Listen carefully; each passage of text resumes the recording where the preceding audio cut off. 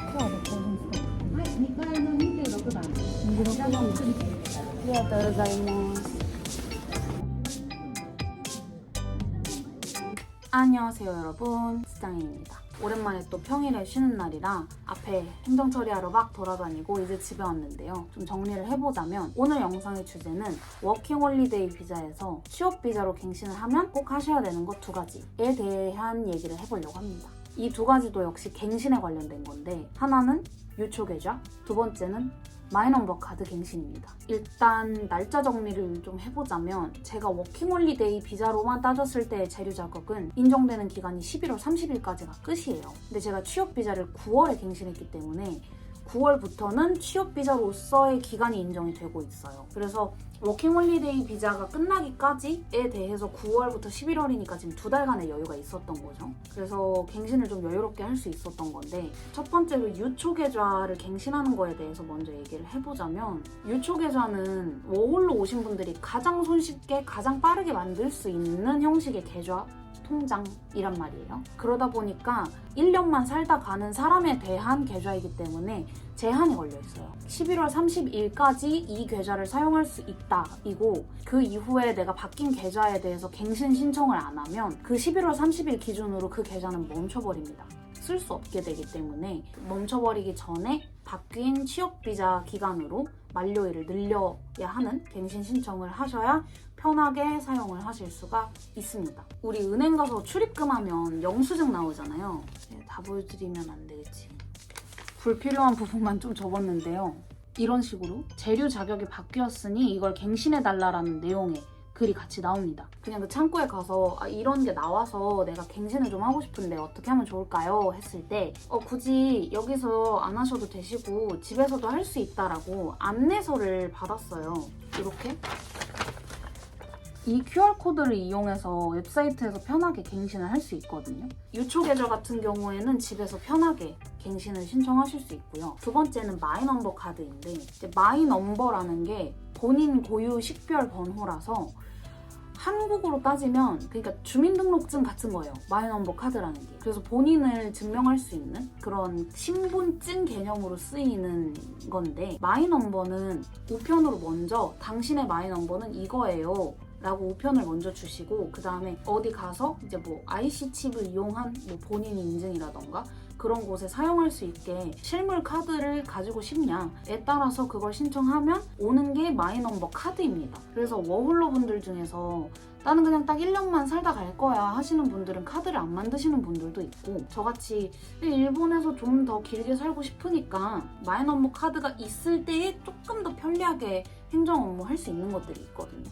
저는 카드를 만들자라고 생각을 해서 카드를 갖고 있고, 그게 마이넘버 카드가 되는 거예요. 마이넘버 카드에도 역시 워홀 비자로 온 것에 대한 만료일이 찍혀 있어요. 나의 비자 자격이 바뀌었고 기간도 늘어났으니 그거를 갱신해주세요 하는 일을 이제 구약소에서 하고 온 겁니다. 그렇게 2가지 처리를 하고 온 거고, 이제 플러스 1로 맨 첫 번째 하고 온 건 뭐냐면, UFJ 미쓰비시 은행에서 데비카드를 만들고 왔습니다. 유초은행에서 데비카드 신청했는데 심사 떨어졌었다는 내용의 얘기를 한번 영상에 넣은 적이 있었는데, 이제 다시 한번 말씀드리면 데비카드는 한국의 체크카드 같은 거예요. 왜 데비카드 만들기가 어렵냐, 왜 데비카드 심사가 까다로워요? 라고 한다면, 가장 먼저 얘기할 수 있는 자격으로는 일본에 산지 당신이 6개월이 안 되었기 때문입니다 라는 게 가장 커요. 근데 6개월 이상을 살았어도 워홀러 분들이 데비카드 심사에서 탈락을 하는 가장 큰 이유는 보증이 안 돼서예요. 학생 비자나 아예 취업 비자로 처음부터 오시는 분들의 경우에는 학생은 나의 신분에 대해서 이 학교가 나의 소속이기 때문에 나를 증명해 줄 수 있어요가 있고, 회사 취업 비자 같은 경우에는 이 회사가 내가 다니고 있고 이 회사로부터 취업 비자를 받았기 때문에 나는 이 회사를 통해 보증받을 수 있어요 라는 그 뭐라고 표현해야 되지? 백이 있잖아요. 근데 워홀러들은 우리는 그냥 맨몸으로 와서 조금 알바하고 이게 다이기 때문에 보증해줄 수 있는 게 없어요, 우리를. 그렇다 보니까 데비카드 만들기가 쉽지 않다가 사실 일반적인 건데, 이제 저는 취업비자로 비자가 바뀌기도 했고, 사실 저는 그때 데비카드 심사 떨어지고 나서도 현금 생활하는 거에 별로 불편함을 못 느껴가지고, 그래서 그냥 계속 현금 생활을 한 것도 있었고, 트래블 월렛 카드를 잘 쓰고 있는 것도 있었고, 그래서 그냥 별로 있어도 없어도 그냥 그만 이런 느낌이라 가지고 안 만들었던 건데, 일본에서 이제 엔화 결제로 할 수 있는 데비카드가 하나는 있으면 좋겠다라는 생각이 들어서 오늘 UFJ 미쓰비시 은행에 다녀왔습니다. 지점마다 다르겠지만 저희 동네에 있는 UFJ는 은행이 꽤 크고 창구에 굳이 가지 않아도 개인 부스에서 그 은행에 있는 그 패드 사용해서 직접 만들 수 있는 그게 있어요.